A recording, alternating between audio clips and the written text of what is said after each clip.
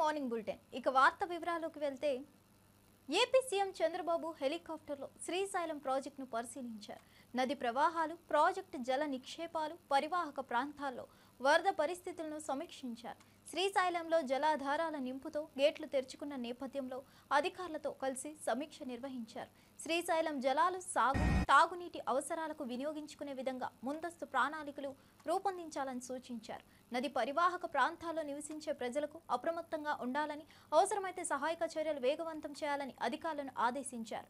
కృష్ణమ్మ జలహారతి అనంతరం aerial survey చేసిన చంద్రబాబు రాష్ట్రానికి కరువు లేని భవిష్యత్తు కోసం జల వనరుల సమర్థ వినియోగం కీలకమని తెలిపారు. ఈ సందర్భంగా అధికారులు ప్రాజెక్టు వివరాలను సీఎం దృష్టికి తీసుకెళ్లారు.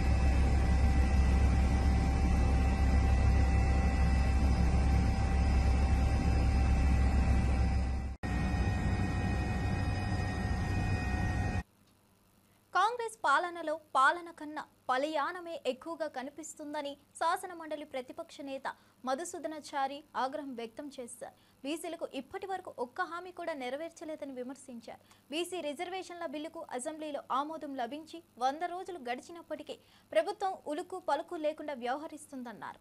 42% రిజర్వేషన్లను చట్టబద్ధంగా అమలు చేయకపోతే దానికి కారణమైన పరిణామాలకు కాంగ్రెస్ ప్రభుత్వం పూర్తిగా బాధ్యత వహించాలని హెచ్చరించారు. బీసీల ఆకాంక్షలను విస్మరించడం అన్యాయమని పేర్కొన్నారు. బీసీ వర్గాల పక్షాన బీఆర్ఎస్ పార్టీ నిలుస్తుందని తెలిపారు. రిజర్వేషన్ల అంశంపై ప్రభుత్వ తీరును ప్రజలు గమనిస్తున్నారని అన్నారు. త్వరలోనే ఈ అన్యాయానికి బలమైన పోరాటం మొదలవుతుందని స్పష్టం చేశారు. కోర్టును ఆశ్రయించడం జరిగింది. ఈ ఒత్తిడి వచ్చిన తర్వాత మాత్రమే కాంగ్రెస్ పార్టీ మీనమేషాలు లెక్కబెట్టి తూతూ మంత్రం లాగా ప్రయత్నం ప్రారంభించింది.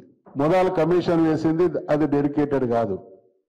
డెడికేటెడ్ కమిషన్ వేయాలి, తర్వాత వాళ్ళ ద్వారానే గణన సర్వేలు జరిపించాలి. దానికి భిన్నంగా స్టాటిస్టిక్స్ డిపార్ట్మెంట్తో చేసిండు. అంటే అడుగడుగున వీళ్ళ నిబద్ధత, ఏమాత్రం చిత్తశుద్ధి లేకుండా తూతూ మంత్రం లాంటి ప్రక్రియ జరిపించి మరొక్కసారి ఎన్నికల సందర్భంలోనే నమ్మించి ద్రోహం చేసిండ్రు అనంటే అడుగడుగున నమ్మించి ద్రోహం చేసేటువంటి పరంపర కొనసాగుతా ఉన్నది. అందుకనే మళ్ళీ మేమందరం డిమాండ్ చేసేది దీనికి చట్టబద్ధత 42% రిజర్వేషన్లో అమలు చట్టబద్ధత ద్వారా మాత్రమే సాధ్యం. కాబట్టి శాసనసభ, శాసన మండలి అక్కడ మోసమే.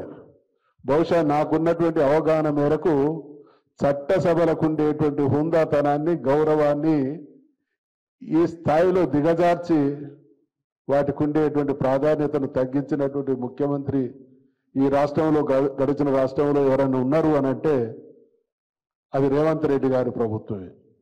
మేము శాసన మండలిలో స్పష్టంగా హామీ ఇవ్వడం జరిగింది. తమిళనాడు వాళ్ళు ఆచరించినటువంటి విధానం తీర్మానం చేయడంతో పాటు దేశవ్యాప్తంగా ఉన్న బీజేపీ ఎమ్మెల్యే రాజా సింగ్ కొత్త రాష్ట్ర అధ్యక్షుడు రామచంద్రరావుకు సవాల్ విసిరారు. తాను డమ్మీ కాదు డాడీని అని చెప్పిన రామచంద్రరావు ఆ మాటను నిలబెట్టుకోవాలని సూచించారు. అందుకు ఫాతిమా కాలేజ్ వ్యవహారాన్ని పట్టుకొని హైకోర్టులో పిటిషన్ వేసి లీగల్ టీంను ఏర్పాటు చేసి కాలేజ్ కూల్చేందుకు ముందుండాలని కోరారు. మత వ్యతిరేకతకు కేంద్రంగా మారిన ఆ కాలేజీపై చట్టపరమైన చర్యలు తీసుకోవాలన్నది హిందుత్వ వాదుల ఆశయమని రాజా సింగ్ అన్నారు. పార్టీ అధ్యక్షుడిగా రామచంద్రరావు చేతిలో ఈ పోరాటం భద్రంగా ఉంటుందన్న నమ్మకాన్ని ప్రజల్లో కలిగించాలన్నారు. హైకోర్టులో పిటిషన్ వేయడం ద్వారా బీజేపీ తమ హిందూ అజెండాకు కట్టుబడి ఉందని నిరూపించాలన్నారు. ఈ సవాల్తో తెలంగాణ రాజకీయాల్లో కొత్త ఉత్కంఠ మొదలైంది.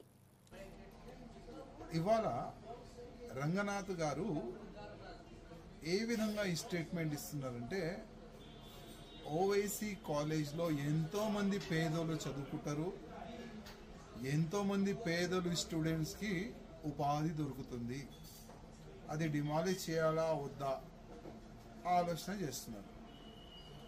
రంగనాథ్ గారికి ఒక మాట అడగాలనుకుంటున్నా. హైడ్రా వచ్చిన తర్వాత ఎన్నో పేద కుటుంబాలకి రోడ్డు పైన మీరు తీసుకొని వస్తారు. చెరువు పక్క కానీ మూసి పక్క కానీ ఎన్నో ఇల్లుల్ని మీరు పలగొట్టినారు, డిమాలిష్ చేసినారు. అప్పుడు ఎంతోమంది పేద కుటుంబం రోడ్ పాలవుతుంది, అప్పుడు మీకు బాధ కనబడలేదా? ఇవాళ కాంగ్రెస్కి ఎంఐఎంకి చాలా మంచి దోస్తానా అయింది. దాని గురించే మీరు ఆ ఫాతిమా కాలేజ్ని మీరు డిమాలిష్ చేస్తలేరు, అది మేము అనుకుంటున్నాం. మీరు ఎట్టి పరిస్థితిలో రంగనాథ్ గారు ఫాతిమా కాలేజ్ని డిమాలిష్ చేయాలి, లేకపోతే నేను ముఖ్యమంత్రి గారికి రిక్వెస్ట్ చేస్తున్నా, ఆ ఫాతిమా కాలేజ్కి గవర్నమెంట్ కబ్జా చేసుకోండి, గవర్నమెంట్ కాలేజ్గా మారండి. అది చేస్తే చాలా బాగుంటుంది. ఇంకోటి, భారతీయ జనతా పార్టీకి మా ఒక కొత్త ప్రెసిడెంట్ రామచంద్రరావు గారు వచ్చినారు. వాళ్ళు ఒక మంచి అడ్వకేట్. రామచంద్రరావు గారికి నేను ఒక మాట చెప్పాలనుకుంటున్నా. చాలా మంది బీఆర్ఎస్ వాళ్ళు కానీ కాంగ్రెస్ వాళ్ళు కానీ డమ్మీ డమ్మీ అన్నారు. మీరన్నారు. నేను అంబేద్కర్ కోనసీమ జిల్లా పి గన్నవరంలో వైఎస్ రాజశేఖర రెడ్డి 76వ జయంతి వేడుకలు ఘనంగా జరిగాయి. పి గన్నవరం నియోజకవర్గ ఇన్ఛార్జ్ గన్నవరపు శ్రీనివాస్ ఆధ్వర్యంలో 3 రోడ్ల జంక్షన్ వద్ద ఏర్పాటు చేసిన కార్యక్రమంలో వైఎస్ విగ్రహానికి పూలమాలలు వేసి ఘనంగా నివాళులర్పించారు. కార్యకర్తలు, స్థానిక ప్రజలు పెద్ద సంఖ్యలో పాల్గొని ఘనంగా జయంతి కార్యక్రమాన్ని జరిపారు.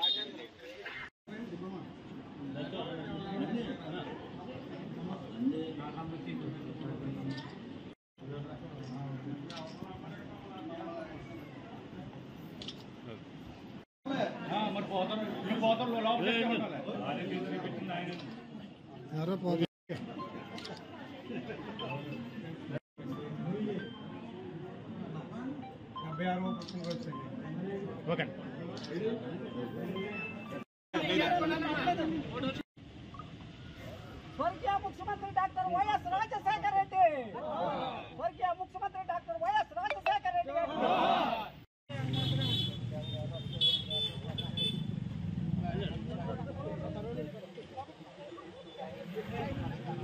జారిపోతుంది.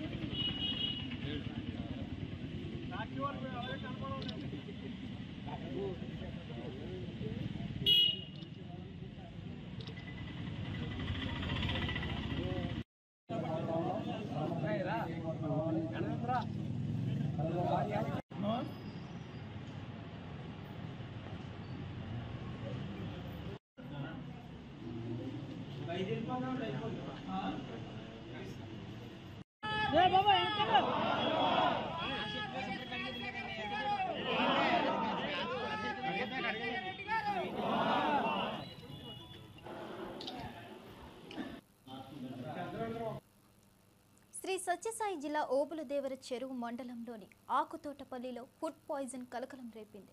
గ్రామంలో ఆహారం తినిన తర్వాత 15 మంది అస్వస్థతకు గురయ్యారు. వీరిలో 8 మందిని వెంటనే స్థానిక ఆసుపత్రికి తరలించి చికిత్స అందిస్తున్నారు.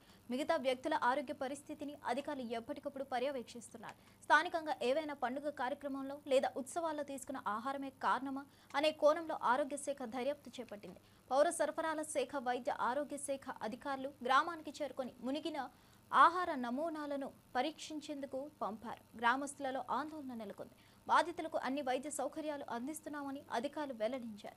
ఏ కారణంగా విషపూరితత ఏర్పడిందన్న అంశంపై పూర్తి వివరాలు రావాల్సి ఉంది.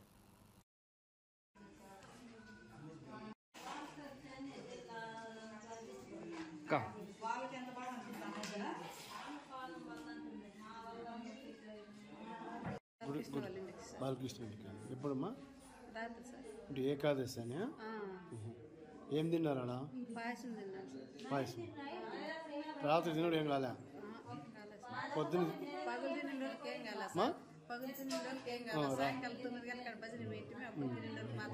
పాయసం మాత్రం తిన్నాను. నీ పేరు ఏం పేరమ్మా? ఒడిసి మండలంలోని ఆకుతోటపల్లి గ్రామంలో నిన్న ఏకాదశి భజన కార్యక్రమంలో పాయసం తిని 8 మంది అక్యూట్ 8 మంది మన ఆసుపత్రికి వచ్చి అడ్మిట్ అయ్యారు.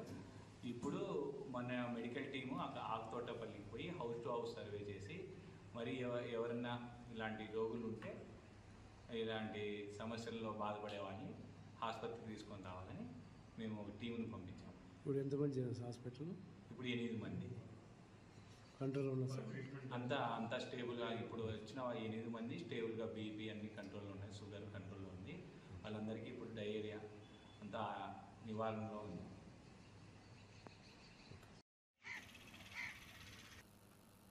మాజీ మంత్రి అనిల్ కుమార్ యాదవ్ వైసీపీ నేత ప్రసన్న కుమార్ రెడ్డిపై జరిగిన దాడిని తీవ్రంగా ఖండించారు.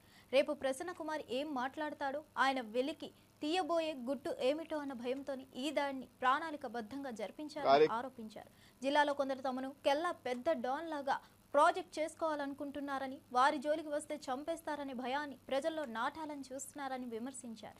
ఈడీ కేసులు వేసినా తాను ఏమాత్రం వెనక్కి తగ్గనని స్పష్టం చేశారు. ప్రజాస్వామ్యంలో భయపడేది లేదని, సత్యం పక్షాన నిలబడేందుకు తాను సిద్ధంగా ఉన్నానని తెలిపారు. ప్రజల నమ్మకాన్ని గెలుచుకున్న వారిని ఇలాంటివి భయపెట్టలేవన్నారు. ఇది పూర్తిగా రాజకీయ దురుద్దేశంతో జరిగిన కుట్ర అని పేర్కొన్నారు. అదుపు చేయలేకపోయాం. ఆమె కన్నా ఎక్కువ అభిమానులు చాలా మంది ఉన్నారు అందరికీ కూడా. ఆమె డబ్బులు ఇస్తే వచ్చే అభిమానులు, డబ్బులు ఇవ్వకుండా స్వచ్ఛందంగా వాళ్ళ కోసం ఏమైనా చేసేదానికి అభిమానులు చాలా మంది ఉన్నారు రాజకీయాలలో. రాజనాల సినిమాలు, రావు గోపాల్ సినిమాలు అంతా అయిపోయిన తర్వాత రావు గోపాలరావు వస్తాడన్నమాట, మేము కూడా ఖండిస్తున్నాము అని చెప్పి. నాగభూషణం కదలేడు, చెప్పొద్దని చెప్పు. పాతకాలం కొత్తగా రాజకీయాల్లోకి వచ్చేసింది కాబట్టి పొద్దున్నే లేచి నేను కూడా ఖండిస్తున్నా, ఇది కరెక్ట్ కాదు. ఇది ప్రజలకు తెలుసు, అందరికీ తెలుసు ఎవరు దీని వెనకాల ప్రోద్బలం ఉందో, ఎవరు నడిపించారో, ఎవరిని పంపించారన్న సంగతి అందరికీ తెలుసు. ఆ వీడియో చూసిన తర్వాత ఎవరంత అభిమానులో, ఎవరి మీద ఎవరికి ఎంత ప్రేమ ఉందో ఆ జనాలను తెలిసిపోతుంది. ఇవన్నీ ఎందుకు? ఖచ్చితంగా నువ్వు ప్రసన్న కుమార్ రెడ్డిని మర్డర్ చేయాలని చెప్పి ఒక ఆలోచనతో పంపించావు. ప్రసన్న కుమార్ రెడ్డి గారిని హతమంది చేయాలని చెప్పి ఇంకా ఏమేమి బయటకు వస్తాయో భయంతో ఏమన్నా చేసిందో మాకు తెలియదు. ప్రసన్న కుమార్ రెడ్డి గారు రేపు ఇంకేం మాట్లాడతారేమో, మా గుట్టి ఇంకేం బయటకు వస్తుంది ఏమన్నా భయం చేతో చేశారా, లేకపోతే ఇంకో ఏం కారణాలు చేశారో మాకైతే తెలియదు. ఎందుకంటే మేము అనకూడదు కాబట్టి. ఏమన్నా ప్రసన్న కుమార్ రెడ్డిని హతమార్చాలా, ఒక భయాన్ని తీసుకురావాలి ఈ జిల్లాలో. ఇప్పటికే ఈ జిల్లాలో మేమే డబ్బున్న వాళ్ళు అని ఒక ఫీలింగ్ ఉంది. అలాగే డాన్లు కూడా మేమే, మా జోలికి వస్తే మేము చంపుతాం అని ఏమన్నా ఫీలింగ్ క్రియేట్ చేయాలని ఏమన్నా కోరిక ఉందో మాకైతే తెలియదు. ఏమన్నా అంటే అనిల్ గౌడ్ని జైలుకి వెళ్తారు, రైట్. నన్ను నిజంగానే ఈ రోజు దాకా క్వార్టర్స్ ఎంక్వైరీ చేయమనండి, బంగారంగా నేను ఒప్పుకుంటాను. నాతో పాటు నాకన్నా ముందు ఆయన మొగుడు పోతాడు జైలుకి, మొగుడు పోతాడు. కామారెడ్డి డిక్లరేషన్ పేరిట మాయ మాటలు చెప్పి అధికారంలోకి వచ్చిన కాంగ్రెస్ ప్రభుత్వం ఇప్పుడు మరోసారి బీసీలకు మోసం చేసేందుకు సిద్ధమవుతున్నట్లు ఎంపీ వద్దిరాజు రవిచంద్ర ఆరోపించారు.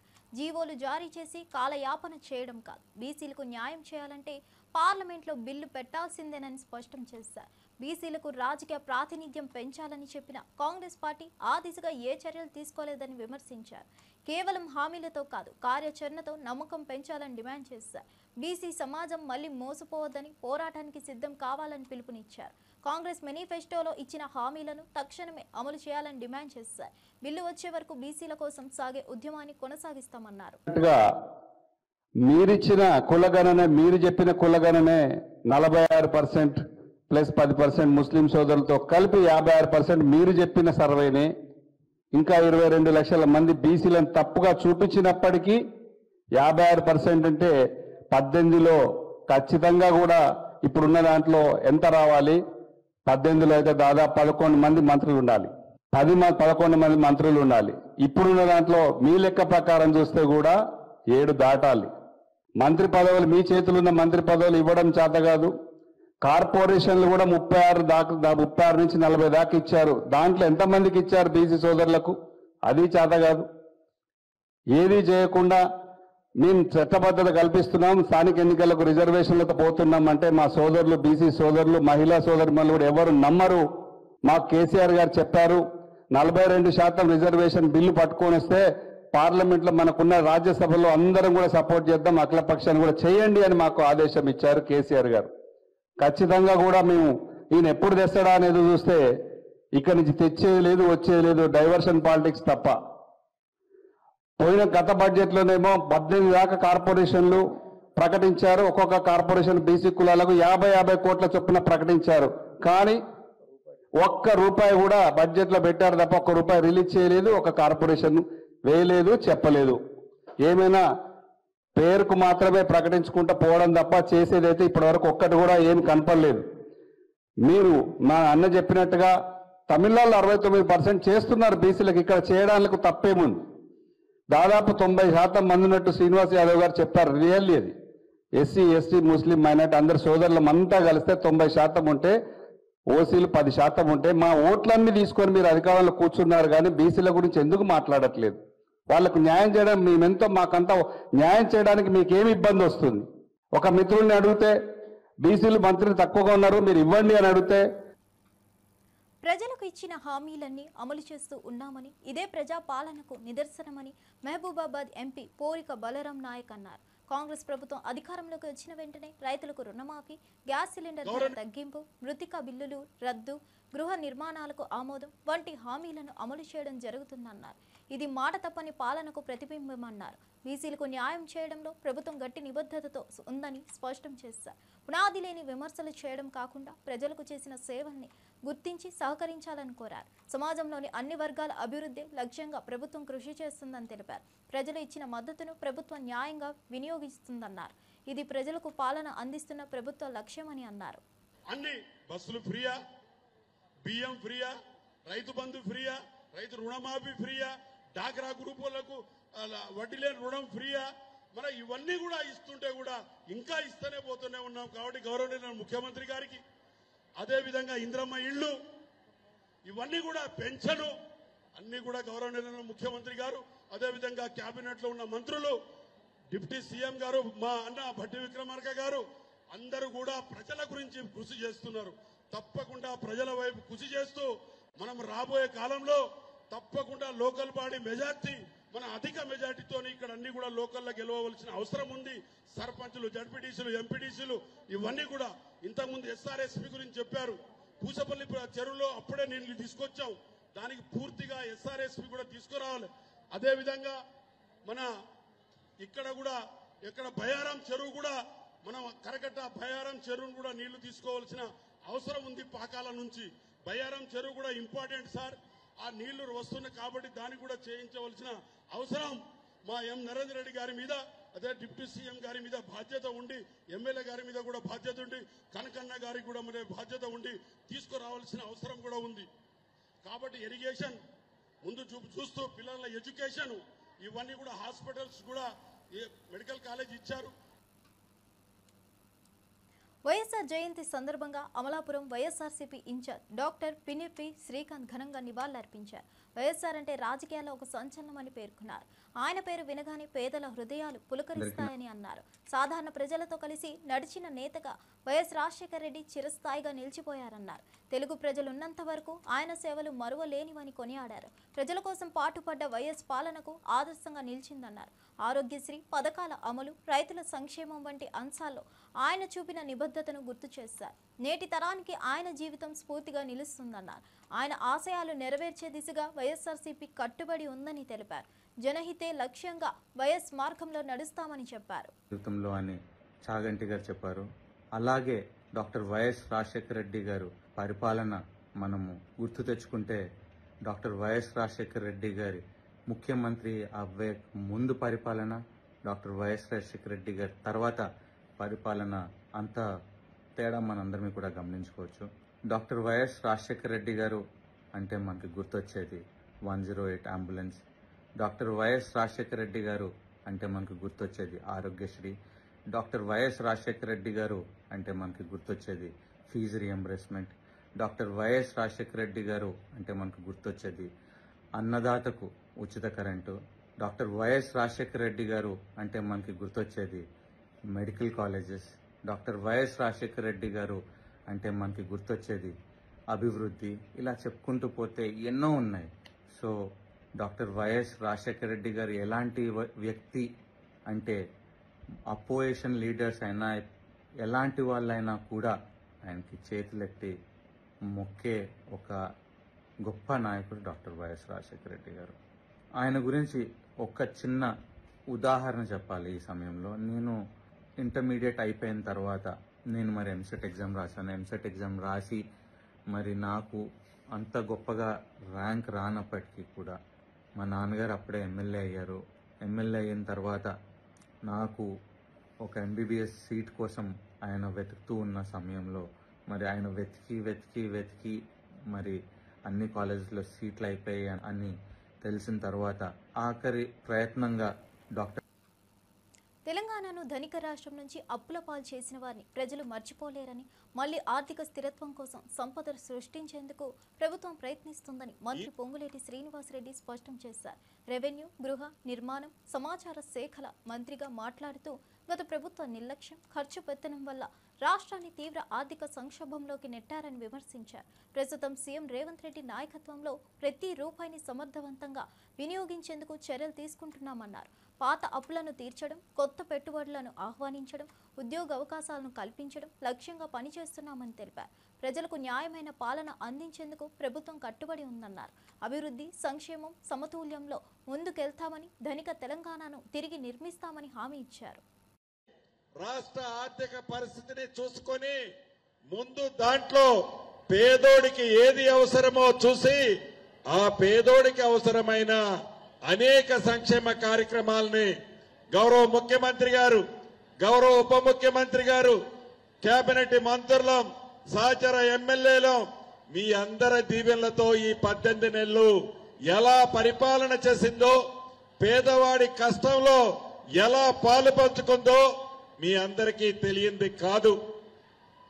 ఇచ్చిన మాటల్లో భాగంగా ఆడబిడ్డలకి 200 ఉచిత విద్యుత్ యూనిట్లు ఇచ్చిన ప్రభుత్వం మన ప్రభుత్వం. 500 రూపాయలకే గ్యాస్ మద్దతు ఇచ్చిన ప్రభుత్వం మన ప్రభుత్వం. ఆడబిడ్డలు ఆర్టీసీ బస్సులో ఎంత దూరము ప్రయాణం చేసినా ₹1 ఛార్జీ లేకుండా వసతి కల్పించిన ప్రభుత్వం మన ప్రభుత్వం. రైతన్నని రాజును చేస్తానని అన్న మాట ప్రకారం 10 సంవత్సరాలలో ఆ ప్రభుత్వం రైతు రుణమాఫీ 17,000 కోట్లు చేస్తే మన ఇందిరమ్మ ప్రభుత్వంలో 10 నెలలలో 21,000 కోట్ల రుణమాఫీ చేసిన ప్రభుత్వం మన ప్రభుత్వం. ఒరేస్తే ఉరే అని చెప్పిన ఆ పెద్ద మనిషి మాటలకి భిన్నంగా రైతును రాజు చేసే దాంట్లో భాగంగా వరికి మద్దతు ధరతో పాటు సన్నడ్లకి క్వింటాలకి 500 రూపాయలు బోనస్ ఇచ్చిన ప్రభుత్వం మన ప్రభుత్వం. అంతేకాదు 10 సంవత్సరాలలో పేదోడి చిరకాల కోరిక ఒక చిన్న ఇల్లు కట్టుకోవాలని, ఆ చిన్న ఇల్లు మాయమాటలు చెప్పాడే తప్ప. వీఆర్ఎస్ నేత కేటీఆర్ కు కాంగ్రెస్ ఎమ్మెల్యే జగ్గారెడ్డి గట్టిగానే వార్నింగ్ ఇచ్చారు. లాస్ట్ అండ్ ఫైనల్ గా చెప్తున్నా కంట్రోల్ తప్పొద్దంటూ హెచ్చరించారు. నువ్వు కంట్రోల్ తప్పితే నేను తప్పాల్సి వస్తుందని తేల్చి చెప్పారు. రాజకీయ విమర్శలకు హద్దులు ఉండాలన్నారు. వ్యక్తిగత స్థాయికి దిగజారే విధంగా మాట్లాడితే తాను కూడా అదే స్థాయిలో సమాధానం ఇవ్వాల్సి వస్తుందని చెప్పారు.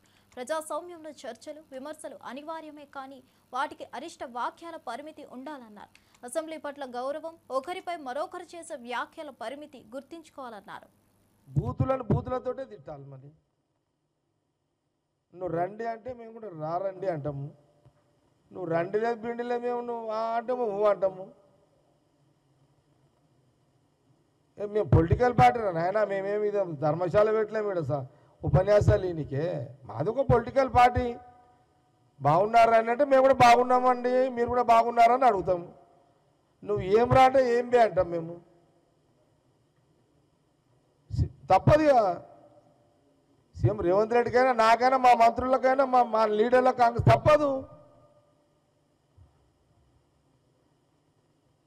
నువ్వు గాడిదలు అంటే పడతారా ఇడవండి.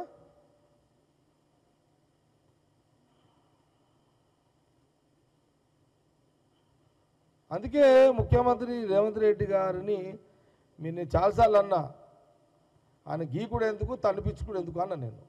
గోకుడు ఎందుకు తన్నిపించుకున్నాడు ఎందుకు. మీరు కూడా అండి అని పిలువండి. సీఎం రేవంత్ రెడ్డి ఏమండి ఎట్లున్నారండి అని మాట్లాడు, ఆయన కూడా బాగుండండి అంటాడు. ఆయన మీరు కూడా బాగున్నారండి అంటాడు సీఎం రేవంత్ రెడ్డి గారు కూడా. తిట్ల పురాణం ఖాందాన్ మీది. ఇక దానికి విరుగుడు తిట్లే. ఇక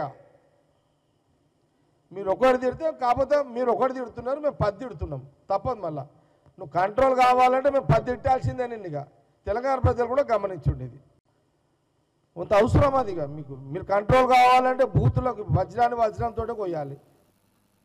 తెలంగాణ కాంగ్రెస్ నేత పరిగి ఎమ్మెల్యే రామ్మోహన్ రెడ్డి బీఆర్ఎస్ నాయకులపై తీవ్ర స్థాయిలో విరుచుకుపడ్డారు.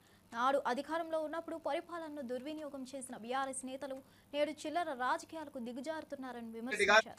ప్రజల సమస్యలపై స్పందించాల్సిన సమయంలో విమర్శలతో రాజకీయ ప్రస్తావనలు మార్చాలని చూస్తున్నారని ధ్వజమెత్తారు. కాంగ్రెస్ ప్రభుత్వం ఇచ్చిన హామీలను అమలు చేస్తూ ముందుకెళ్తున్న సమయంలో బీఆర్ఎస్ నేతలు అసత్య ప్రచారాలకు దిగుతున్నారని అన్నారు. ప్రజలు ఇప్పుడు నిజం అర్థం చేసుకుంటున్నారని, తిరిగి మోసపోరని స్పష్టం చేస్తారు. బీఆర్ఎస్ నేతలకి ఉన్నది వ్యక్తిగత ప్రయోజనాలే తప్ప ప్రజల పట్ల చిత్తశుద్ధి కాదన్నారు. కాంగ్రెస్ పాలనను తక్కువ చేసే కుట్రలకు ప్రజలు తగిన బుద్ధి చెప్తారన్నారు. కేటీఆర్ నియోజకవర్గం అయినటువంటి సిరిసిల్ల లోపల, అదే విధంగా కేసీఆర్ నియోజకవర్గం అయినటువంటి గజ్వేల్ లోపల మీ ప్రభుత్వంలో, మీ బీఆర్ఎస్ ప్రభుత్వంలో మీరు 150-175 కోట్ల రూపాయలు రుణమాఫీ చేస్తే, మేము కాంగ్రెస్ ప్రభుత్వం వచ్చిన తర్వాత దగ్గర 315 కోట్ల రూపాయల వరకు మీ ప్రభుత్వం కంటే ఎక్కువ మీ నియోజకవర్గంలో కూడా చేసినామని శాసనసభలో వ్యవసాయ శాఖ ఇచ్చినటువంటి గణాంకాలు, గతంలో ఇచ్చిన గణాంకాలు, మీ ప్రభుత్వంలో మా ప్రభుత్వం వచ్చినటువంటి గణాంకాలు స్పష్టంగా నేను చదివి మీకు దమ్ముంటే మాట్లాడండి అని నేను హరీష్ రావును శాసనసభలో అడగడం జరిగింది. హరీష్ రావు శాసనసభలో ఉండి, కేటీఆర్ నువ్వు కూడా శాసనసభలో ఉండి మీరు సమాధానం చెప్పలేదు. వారికి శాసనసభకు రాజీనామా చేస్తా అని చెప్పిన నేను నిజంగా దమ్ముంటే ఆ రోజు హరీష్ రావు లేచి నువ్వు చెప్పిన లెక్కలు తప్పు, వ్యవసాయ శాఖ లెక్కలు తప్పించింది, మేము మా నియోజకవర్గంలో, మా ప్రభుత్వంలో, తెలంగాణ రాష్ట్రంలో మీకంటే ఎక్కువ రుణమాఫీ చేసినామని చెప్పాల్సింది ఉండే. మరి శాసనసభలో ఉండి ఎందుకు సపోర్ట్ చేయకుండా కూర్చున్నావు హరీష్ రావు? ఈ రోజు ఏం చేస్తున్నావు? నువ్వు మీ బామ్మర్ది కలిసి ప్రెస్ క్లబ్ వచ్చి అక్కడ ప్రెస్ మీట్ పెట్టి మన రాష్ట్రానికి సంబంధించినటువంటి ప్రాజెక్టుల సాధన గురించి గౌరవ ముఖ్యమంత్రి రేవంత్ రెడ్డి గారు ఢిల్లీకి వెళ్తే మీరు శాసనసభకు రాకుండా మిమ్మల్ని లెటర్ ఇవ్వమని చెప్పి మేము అడిగినాం. మీరు శాసనసభ ఎప్పుడు పెట్టాలో మీ నాయకుడు, సిఎల్పి నాయకుడు కేసీఆర్ తో అడిగి మీరు ఒక లెటర్ ఇవ్వండి. ఎప్పుడు శాసనసభ పెట్టాలో అడగండి, మేము సిద్ధంగా ఉన్నాం. మీరు వెంటబడిన రోజు శాసనసభ సమావేశాలు పెట్టడానికి కాంగ్రెస్ పక్షాన మేము సిద్ధంగా ఉన్నాం. ఇవండి బులెటిన్ విశేషాలు. మరో బులెటిన్తో మళ్ళీ